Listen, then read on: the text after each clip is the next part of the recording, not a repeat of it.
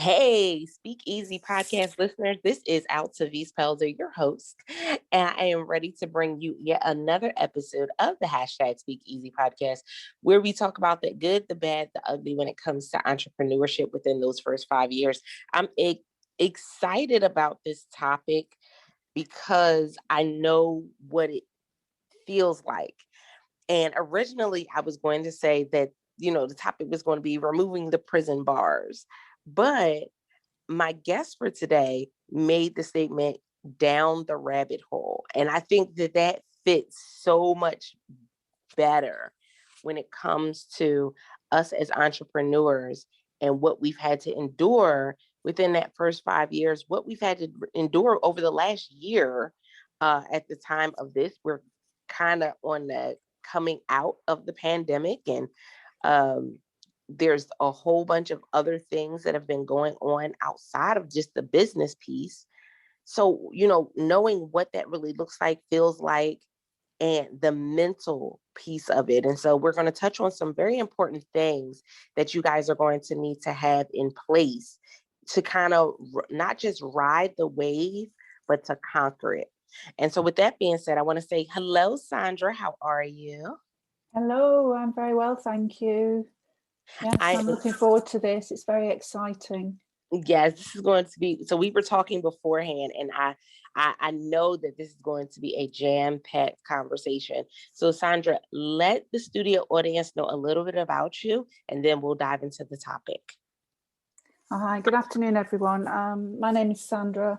I'm from the UK. I have quite an interesting background. I've started off looking for what I really wanted to do. And it took me a while, to be quite honest with you. I went into many different areas of working life. And when you have many different experiences, and I knew that I wasn't really in the right place. So eventually I went into teaching, and I became a teacher, mainly working with young people with social, emotional and behavioural difficulties. So those are the types of students that are estranged from the education system. So I had a long career working all sorts of areas, and then I went on to lecture in business in a college, and I've worked in the prison system, teaching and working in different environments. I've worked with drug addicts, I've worked with people with really challenging lives, and brought them out and made them realise that with the right sort of mental attitude, they could really achieve so much more than what they think they could. And I could paper my walls with all the things that people have said to me about how I've helped them go to university or start a business or do something different that they never thought they'd be able to do. So I had a really interesting career, so to speak. And then eventually I went into becoming a psychotherapist, and that's where I am now. So I help people with issues around their mental wellness. I love that. And we were talking a little bit beforehand, and you kind of touched on this subject, and I want to start here, was that, a lot of times we're handling things outside and we're falling apart inside. And I think a lot of people, SpeakEasy listeners, you guys can really hone in and listen in on this one, because that's what it's felt like as we've gone throughout the pandemic, social unrest, all of these different things going on within the last year, 2 years. What that looks like, what it feels like. But I think most importantly, a lot of people want to know, how do I kind of level it out, to where I'm not having everything falling apart on the inside, that I'm able to go ahead and handle the job, but then coming back, I'm still able to have a home that's not falling apart. So can you speak to that a little bit? I think it's very, very different for different people. I mean, I've worked with leading consultants on the front line of the pandemic who have come from countries, war-torn countries, and they have said to me that it's worse than a war. One consultant I work with, who's a very, very, very leading light in his field, said to me that he just was shocked at what he was having to deal with. He would go through the hospital and he'd be in a war zone, and he would put on this act, he would put on this other face, and to all intents and purposes he looked as though he was on his game, but inside, he said to me, he just was not. So he was really putting on this facade. And then he said to me, when he went out of the door, out of the hospital, thinking that he could get back to his normal life, he found it incredibly difficult. I mean, his daughter said, you know, Dad, I'm really worried about you. And I'm worried that you might do something really silly. And I think he'd sort of intimated to his daughter that he couldn't go on. And so that was one instance. And then I helped a leading astronomer who's a lecturer in a university here in the UK. And he was just saying to me, he was so far down the rabbit hole that he didn't know how to get up. When I first met him, he was basically had his head down. He wouldn't look up. He wouldn't even acknowledge anything. But eventually, after the weeks we'd worked together, he had his head held high. He was the warrior. He was no longer the mouse down the rabbit hole. He was the tiger out fighting and going on. That's what he said. You know, he felt like he was just a completely different person. And I think we forget, when we are suffering from anxiety, those basic needs are so important, especially if you're in a business, and even those people on here that are entrepreneurs and people who are in those positions where they have to put on this face and have been able to go on with what they're trying to achieve. When you don't have these basic needs met, I mean, we you know, the building blocks, the scaffolding, if the scaffolding is falling in your personal life, you can't move on with your business life, whether we're in a pandemic or if we're in normal times, because we just don't have those basic blocks that we need. I love that you said that, because when you said the scaffolding, that really stood out, and it put an image in my mind, because when we think about the scaffolding, I want you guys to understand that the scaffolding is used in not just when you're building the business, but it's also used when you're maintaining the business. Scaffolding is used when they're repainting. It's used when there's something broken and they need to be able to fix it, and or they're making an addition and they have to have measurements. They use it for several different things, and so initially it's used to build, but on that same building, it's also used to do other things. And so when she said that scaffolding, it really stood out, because I was like, wow, these are us going back to basics. What are the basics of good mental health? What are the basics of making sure that you're taking care of yourself mentally? What does that look like? And unfortunately, we're still in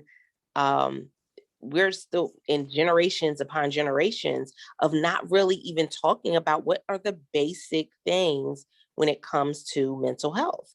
So Sandra, could you explain what are the basic needs when it comes to our mental health?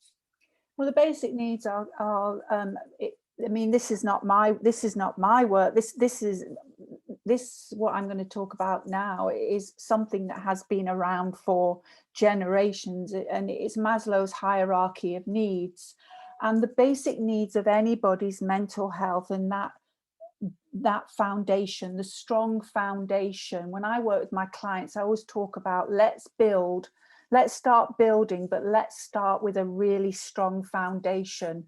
And that strong foundation is about your basic needs of food, shelter, warmth, and just belonging.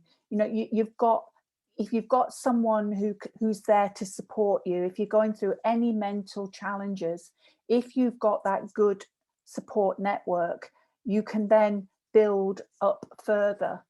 And then you can then keep building, and you will go down. I always say to my clients, you know, it's up and down. It's never straight up. It's always sort of like getting to one part, and then you might go down a bit. But eventually, once you start to do the things you need to do to find, what I call it is changing your state of mind. Because when you change your state of mind, you change your life. Because we've always got something that we can be pleased about or happy about, even if we don't think we have. If we think hard enough, we will find something. It's like on your computer, you have a 2D file, but within that file, it's like you can open up and make it 3D, because you've always got more folders within that one file that you can then bring. Because you forget that when you're suffering from anxiety, you forget about the 3D, and you just concentrate on the 2D, you just go straight forward. You don't think about what's really good. And when we think about what's really good, and we really believe it, we've got that like that motivation to go forward. So that I always say to my clients, you're not your brain. You're just a part of your map of life. In neuro-linguistic programming, they talk about your map and your internal representation. So we see everything from the environment. We get everything from the environment, but it's how we interpret it. And unfortunately, when we're suffering from anxiety, we have a skewed view of that interpretation. Thank you for explaining that, because I think a lot of times, because anxiety and depression has still been so stigmatized as to who deals with it. Oh, that's only those type of people. That's only people in that type of scenario. And in all actuality, it's not a them, it's a us. It's an everyone. We have come to a point where if we don't, do that self-care and do that work, then we put ourselves at a disadvantage when it comes to our family, when it comes to our business. We put ourselves at a disadvantage.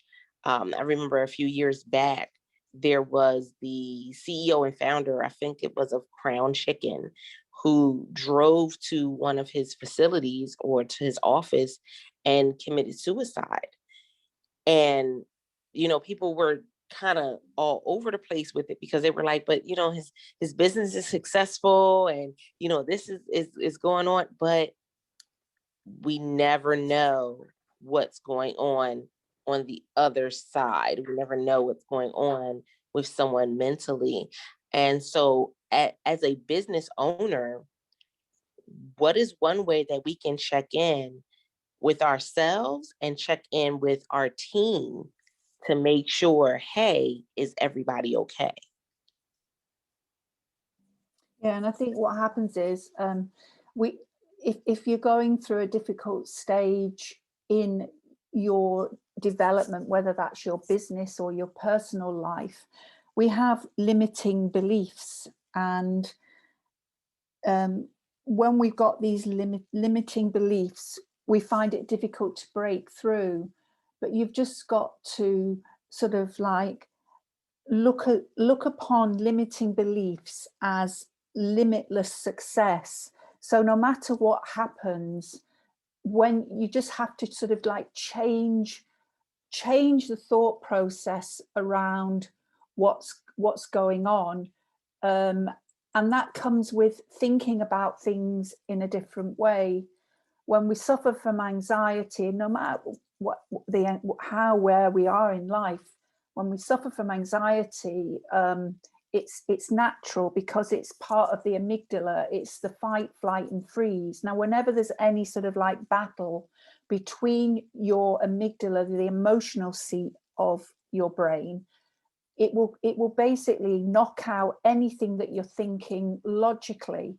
So as soon as you start to have this positive thought, and then you have this other thought in the background that is about emotion, the emotion will win, because that's its job. Its job is to keep you safe. It's to keep you secure, but it doesn't always get it right. It thinks it's doing good, but it's not. It's stopping you. It's stopping you moving on. It's stopping you feeling good about yourself.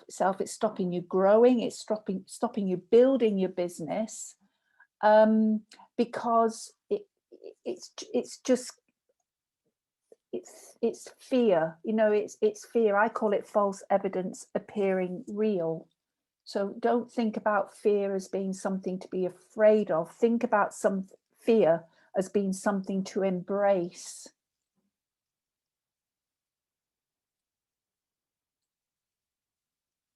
I know that's been a struggle for a lot of people, embracing the fear, trying to, kind of getting past it, using it as fuel, using it as a motivator, uh, even to the point where I know in recent years, people have started doing bucket lists and kind of putting some things on there, that they would normally be scared to do, but they've put it on their bucket list of things that they want to do. So I definitely see the shift coming and the shift happening when it comes to, us going back and saying, okay, what does that foundation look like? It always goes back to the core. What does the core look like? And then being able to build from there. This conversation has been a powerful one. And, the reason why I originally wanted it to be, remove the bars, was because I felt like a lot of times that's how we see ourselves. We see ourselves kind of blocked off from other people, afraid to kind of talk about what's really going on, afraid to kind of ask for help sometimes, especially those within the first 5 years of business. It's like, can I trust people? Can I not trust people? And we block ourselves into this personal prison, which is very dangerous. And again, what you just heard Sandra say is it's not unnormal. It's not something that is weird or anything like that. It's something that your body is doing to protect you, because you don't want to lose $50,000 on investing in a program. You don't want to. So it's there for protection, but we have to get to that point of being able to expand. So that was where the whole original title, removing the prison bars, because I think what we had, we've always been conditioned to think is, just open the door. But for some people, they don't have a doorway out. It's literally removing it bar by bar by bar. And so really looking at what that means for you is going to be significant to whatever your prison bars are made out of. It's domestic violence, it's abuse, it's molestation, it's divorce, it's homelessness. There's so many things that make up the bars around you. And so removing it is going to be a process that you kind of have to go through. But it's ultimately always going to lead you to something greater. With that being said, Sandra, I want you to let the studio audience know where they can find you at online. And if they're interested in your services, because I know we do have a pretty big UK listening audience. If they're looking to connect with you in any way, let them know how they can do that as well. Okay. Well, you can find me on Clubhouse. I'm often on Clubhouse in Screw the Big Rooms. I know it sounds a bit a funny name, but I'm in there, so you can always come in and hear me talk in there. I sort of like have my email address is hypnoforhealth@gmail.com. And unfortunately, my website is down at the moment, so you can't find me on there. I've got a really good website, but for some reason, I can't access it right now. But you can find me on Instagram at BWRT Northampton. And you can ring me or find me on Linktree. And I'm starting to do a room on the new TV app called Haps. I don't use it's taking over from Periscope. I'm hoping to run something on there on positive mental attitude, and also I'm a partner with a company in America, and I'm interested in healing, natural ways of healing, and I'm starting off a thing on the app, it's hard to say that, to do with binaural beats. So binaural beats for pain management, because I'm very much into helping people with pain management and natural ways of healing. So that's a new project that I'm involved in. So I'm sort of like available if you want me to help you with anything. I will just say that, anxiety is normal. And when you embrace anxiety, that's the journey to becoming anxiety free. I can't emphasize that enough, that anxiety, you didn't choose it, it chose you. And it chose you for a reason. It chose you because it wanted you to take note of something that you were doing that you weren't probably doing for the best of your going forward, whatever that might be in life, whether that's business or whether that's a relationship or whether that's a career or whether that's anything that you might be doing. It's just this little bit of a wake-up call for you to just take note. Thank you for sharing that. SpeakEasy Podcast listeners, this is all for you. I always want to make sure that we're bringing the guests that are going to help move you forward. So I want to know, did this episode move your needle forward? Did it kind of give you some insights into you being the best version of you? If so, let us know. We want to connect. We want to hear from you. Thank you for all of you that have been leaving reviews. You can go and send me a message, Altovise Unmuted, on Instagram. I would love to hear from you guys, because guess what? This is about making sure that you are able to not just survive, but thrive. That part is most valuable. Not just survive. We want to make sure that you thrive. I appreciate each and every one of you. This is Altovise Pelzer, your voice manager, host of the #SpeakEasy Podcast. And until next time, guys, don't forget to press it out. See ya.